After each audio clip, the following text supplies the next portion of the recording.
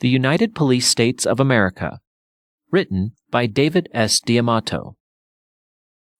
Ferguson, Missouri's police department has released its report on the August 9th shooting death of teenager Michael Brown, a redacted document that ACLU attorney Tony Rothert says violates Missouri's Sunshine Law by omitting key information.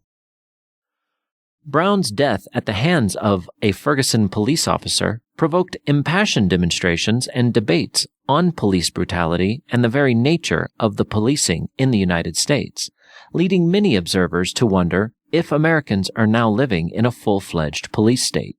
But what is a police state? The phrase has become an almost commonplace feature of our conversation on police violence and militarization, a convenient way to give voice to growing fears about deteriorating civil liberties.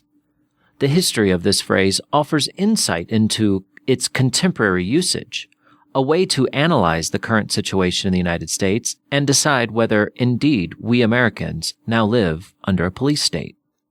Historian and political scientist Mark Neocleous explains that the term Polizeistaat, usually translated as police state, came into general English usage in the 1930s, increasingly, at that time, used to describe totalitarian governments such as those of Nazi Germany and Soviet Russia.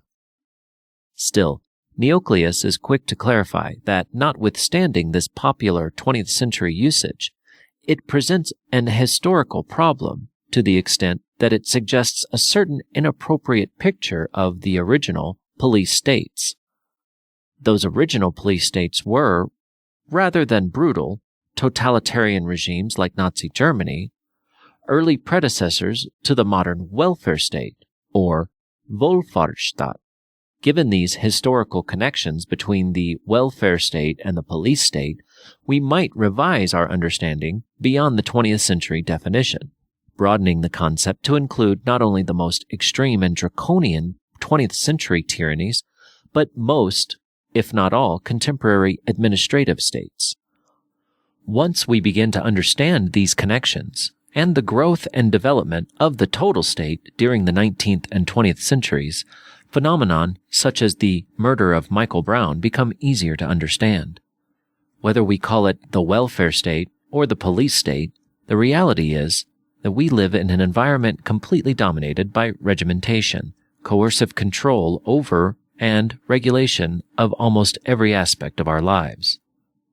Historically and theoretically, it is impossible to disentangle the welfare aspects of the modern total state from its police functions. Just as the progressive administrative state gave rise to a growing class of professional bureaucrats, so too did it increasingly professionalize and correspondingly militarize police forces. The language of expertise, efficiency, specialization provided the rationale for the modern state's systemic establishment of professional police. Such professional police forces, unlike earlier forms of community protection, were intentionally quasi-military in character, instructed to occupy, study, and control the police communities, to make policing fully developed science with its own methodologies and techniques. Market anarchism is an argument for a more free society, one in which power is divided to the greatest possible extent and provision of important services such as defense is not monopolized but left to the peaceful push and pull of voluntary trade and cooperation. Monopolies, insofar as they are exempt from competitive pressures, lend themselves to abuses of power like the contemptible crime that took Michael Brown's young life. Brown's murder is not an aberration susceptible to remedy through better police training. It is rather a predictable symptom of the underlying disease that is the United States authoritarian police state, the treatment of which is to eliminate professional policing as the coercive monopoly, and thus end the impunity that officers currently enjoy.